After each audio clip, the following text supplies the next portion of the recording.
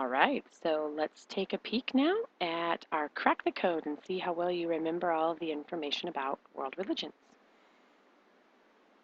Which is one common element of the major world religions? All of them developed in China. None of the major religions rely on sacred texts. They all set down basic ethical principles for humans to follow. They all require a belief in multiple gods. You should have said C.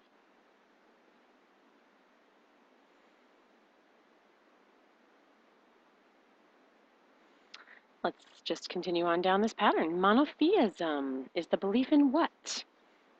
Monotheism.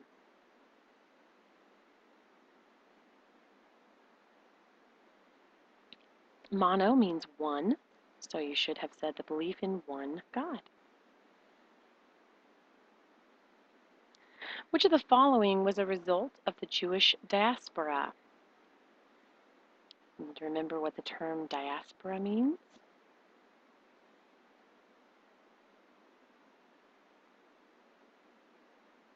And you should see a key term here in dispersed and diaspora. Any cultural group that has had to spread out across the globe is considered a diaspora. The Torah. What is the Torah? The Ten Commandments, a place where Jews gather to pray, the first 5 books of the Hebrew Bible, or the Sacred Kingdom of Solomon.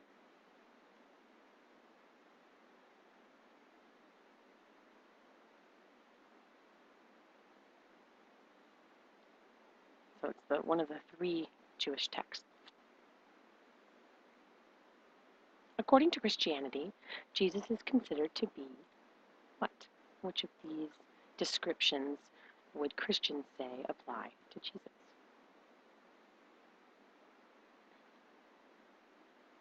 The difference in Christianity from other religions that still acknowledge Jesus as a human being is that Christians also believe he was the Son of God. According to the New Testament in the Christian Bible, Jesus rose from the dead after 3 days. What do Christians call this event? Baptism, crucifixion, Holy Communion, or the resurrection?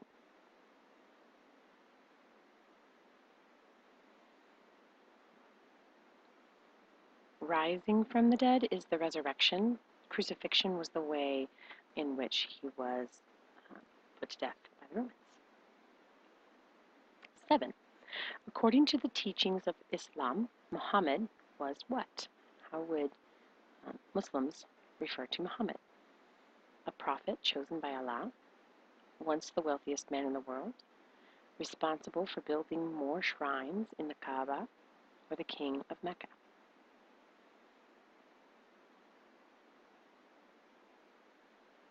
So again, Allah being God, and as a prophet, you are sharing the words of God, and so that is Muhammad's calling in Islam.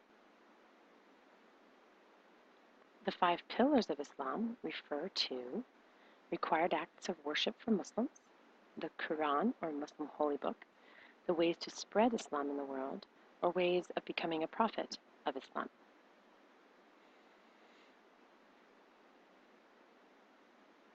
So if you are a Muslim, you should practice the 5 pillars of Islam as part of your daily rituals.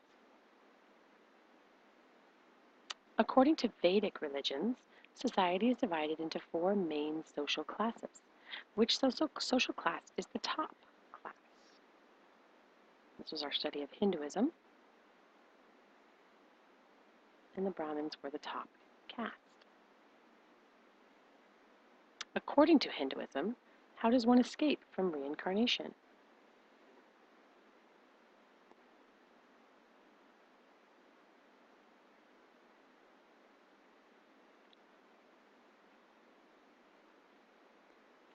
Freeing yourself from karma is the only way, karma being that idea of constantly reliving based on your previous life.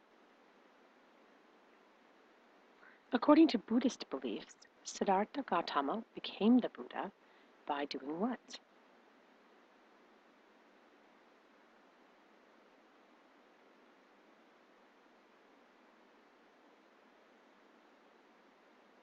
Remember that he was not the Buddha when he grew up. He became the Buddha after he achieved nirvana, which he did in his teachings by following the middle way. And remember that then, after he became the Buddha, he began to teach his ideals and recorded them in his Four Noble Truths for his followers.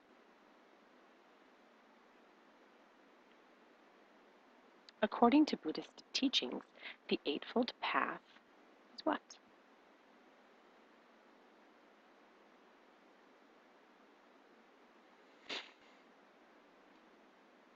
It is that list of things to do in order to follow correct way of living and then achieve enlightenment. The mandate of heaven refers to what? The law banning traditional worship of dead ancestors, the belief that a ruler's power stemmed from divine authority, the belief that Confucianism should be the state religion in China, traditional Chinese literature and philosophy. We talked about the mandate of heaven in reference to the power of Chinese rulers and the dynasties, and then that belief that there was divine authority from the heavens that created their authority to rule. Which of these best describes Confucius' ideas about filial piety? What is filial piety?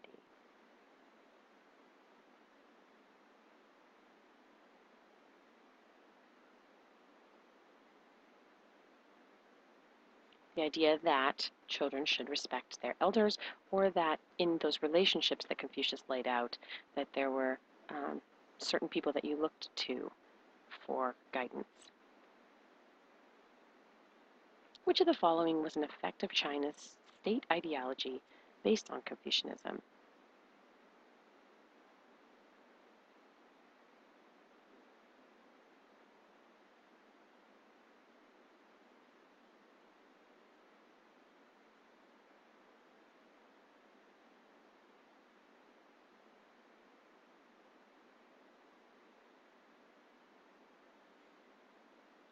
So, trying to apply this idea, you need to be thinking about what is it about Confucianism and the idea of the civil service.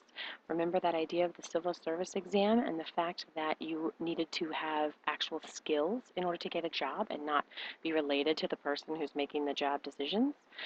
So those ideas about the mandate of heaven, it's not just the gods that have just decreed your authority, but that you actually have to have earned that authority based on the skills that you have and your ability to follow the example set by your elders.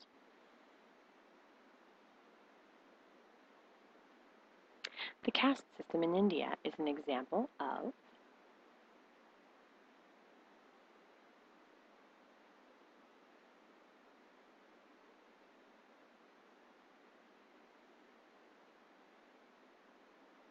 So remember that religious beliefs like Hinduism, Buddhism, Christianity, Judaism, Islam, or any of the other world religions that we'll be talking about have certain beliefs, but they also then have impacted society. If you think about Christmas in the United States, there are many people who celebrate Christmas who do not follow traditional practices of the Christian faith.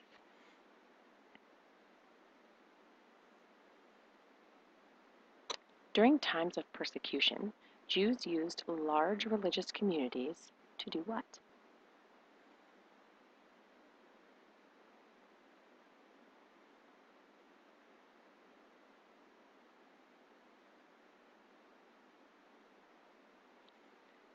And again, these would have been communities where they came together culturally and religiously to protect each other during those times of struggle.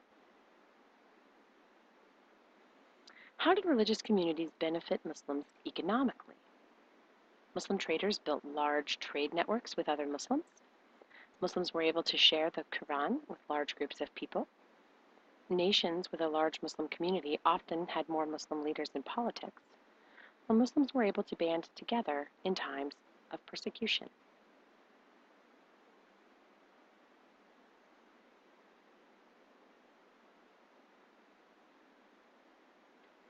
So remember the map that we did of the Arabian Peninsula that showed the extent of the Muslim community, and the fact that then you could have a trading network with all of that land area is obviously going to create an economic benefit for all the people that are in that trade network. How did religion promote literacy? And if you remember, literacy is the ability to read.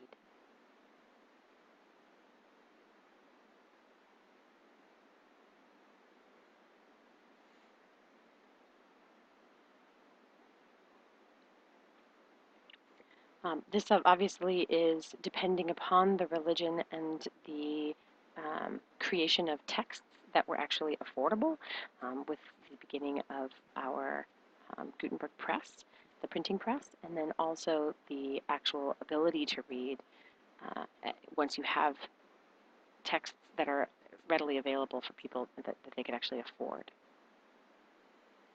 Final question. Which of these is an example of Christianity evolving over a period of time? Christian architecture and art were influential in ancient times. Christian beliefs and traditions influenced legal codes. Christian establishments supported leaders based on their religious beliefs. Christianity blended Roman, Greek, and Germanic cultures with its Jewish heritage. So if you think about the question and the terms evolving over a period of time, which of these responses indicates a change of time? This only indicates one time period of ancient. This doesn't indicate any time period at all, as does this. So the only one that indicates a blend of many time periods would be the final answer. All right, let's take what we have. With that one incorrect response, we have this big X, which is going to keep us from seeing the entire image. But given this image, let's unleash the final question. Which is an example of how major world religions impacted culture worldwide? A. They introduced strict social codes for humans to live by. B. They created large communities of people linked by the same beliefs. C. They created a rigid caste system that all countries followed until the 21st century. And D. They did not have a major impact on world cultures.